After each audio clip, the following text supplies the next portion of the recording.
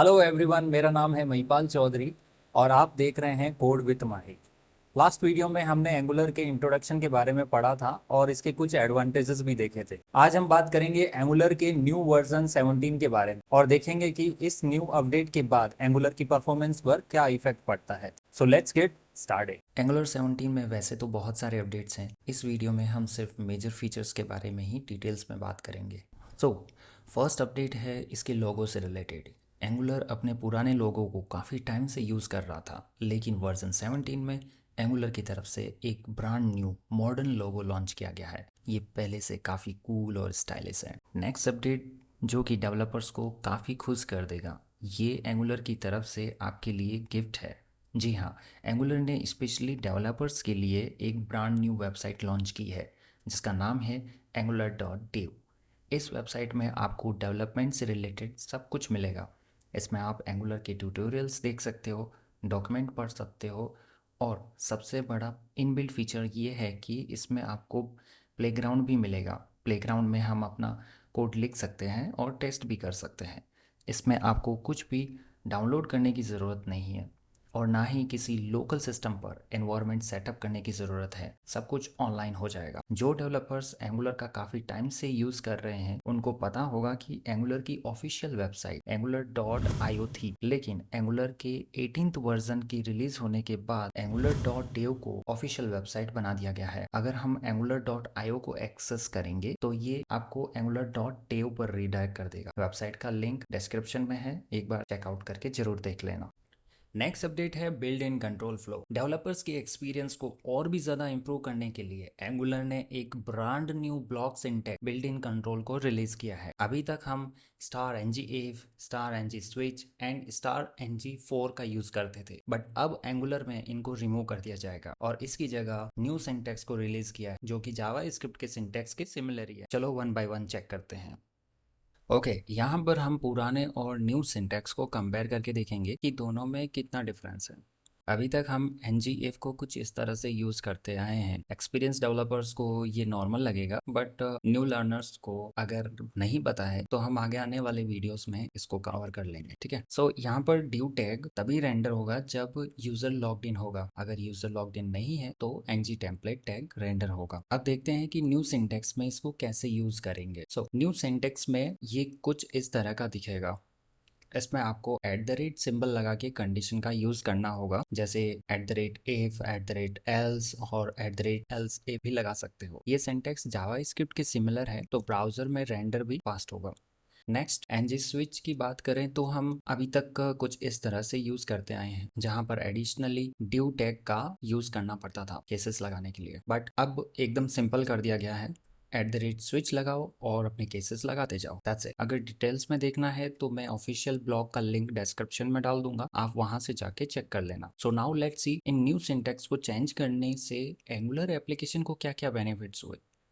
First benefit यह है कि न्यू सिंटैक्स जावास्क्रिप्ट के सिंटैक्स के सिमिलर ही है, जिससे कोड को समझना और कोड को लिखना दोनों ही डेवलपर्स के लिए इजी हो गया है। इस न्यू सिंटैक्स में टाइप चेकिंग को भी इनहांस किया है, जिससे हम कोड की क्वालिटी और बढ़ा सकते हैं और पोटेंशियल एरर्स को भी फिक्स कर सकते हैं। नेक्स्ट बेनिफिट यह है कि इस न्यू वर्जन के साथ बिल्ड साइज को भी कम किया है, जिससे फास्ट पेज रिलोड होगा और एप्लीकेशन की परफॉर्मेंस में भी इंप्रूवमेंट आएगा। बिल्ड इन कंट्रोल फ्लो को इंट्रोड्यूस करने के बाद एप्लीकेशन की रन टाइम परफॉर्मेंस 90% तक बढ़ जाएगी। इससे यूजर को एक स्मूथ यूजर एक्सपीरियंस मिलेगा। लेकिन बिल्ड इन कंट्रोल फ्लो अभी डेवलपर प्रीव्यू मोड में है, सो आपको डिफॉल्ट npm पैकेज के साथ ये फीचर्स नहीं मिलेंगे। इसका यूज करने के लिए आपको ये कमांड हिट करनी होगी, उसके बाद आप इसका यूज कर सकते हो।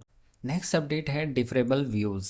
इसका use performance and development experience को नेक्स्ट लेवल ले जाना है। इसमें बेसिकली क्या होता है कि जब आप किसी एप्लीकेशन को स्क्रॉल करते हो तो उसका कंटेंट एक एक करके लोड होने लगता है। ये लेजी लोडिंग का यूज करते हुए डेटा को प्रीफेच करता है। आई मीन पूरे पेज का कंटेंट एक साथ लोड नहीं होता है। जैसे इस पिक्चर्स में देखो, जैसे जैसे पेज को स्क्रॉल कर रहे हैं वैसे वैसे इसका कंटेंट लोड होता जाता है। इसका बेनिफिट यह है कि आपके एप्लीकेशन का पूरा पेज एक साथ लोड नहीं होता है। ये सिर्फ उतना ही पेज लोड करेगा जितना यूज़र ने स्क्रॉल किया है। इससे आपके सर्वर का लोड भी कम रहेगा और लेस डेटा को लोड करने में टाइम भी कम लगेगा। सो एप्लीकेशन की स्पीड अपने आप बढ़ जाएगी। आगे देखते हैं इसके कुछ की फीचर्स। कंडीशनल लोडिंग, इसमें डिफर का यूज करके कंपोनेंट को कंडीशनली लोड कर सकते हैं, जिससे एप्लीकेशन के इनिशियल लोड को कम किया जा सकता है। ये उन कंपोनेंट्स के लिए ज्यादा बेनिफिशियल है जो कंपोनेंट हमें एप्लीकेशन के जस्ट लोड होते ही नहीं चाहिए होते हैं। ऐसे कंपोनेंट को हम डिफर के थ्रू कंडीशनली हैंडल कर सकते हैं। और अगर कंपोनेंट लोड नहीं होगा तो उस कंपोनेंट में यूज में आने वाली एपीआईज भी सर्वर को हिट नहीं करेगी, राइट। इससे सर्वर को अननेसेसरी एपीआई हिट नहीं मिलेगा। सो डिफर से हम एप्लीकेशन के लोड के साथ सर्वर के लोड को भी कम कर सकते हैं।